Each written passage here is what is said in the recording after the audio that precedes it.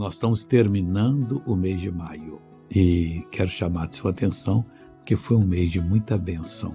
Mas Deus não para de abençoar, não. Deus quer você sempre abençoado. Agora eu pergunto a você, você já recebeu a bênção de Deus? Já.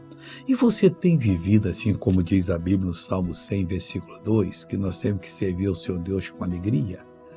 O salmista escreveu o Salmo 66, versículo 1, diz assim: louvai a Deus com brados de júbilo todas as terras.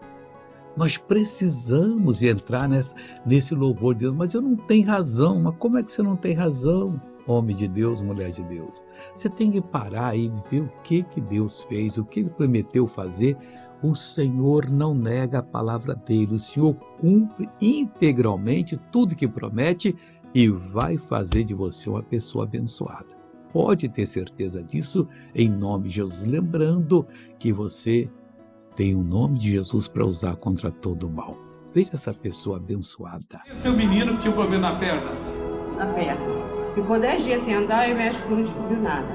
Fez vários tipos de exame, ressonância. De manhã fica tudo durinho a perna. E estava doendo muito antes? Tá. E agora, como é que tá?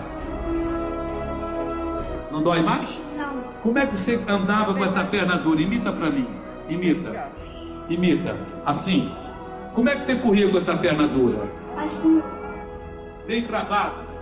Agora corre normal.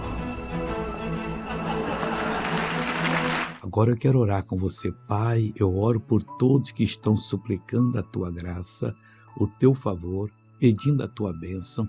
Eu uno a minha fé com a deles, repreendo o mal e digo: mal, saia desta pessoa, vá embora desta vida e não volte nunca mais, em nome de Jesus. E você diz amém.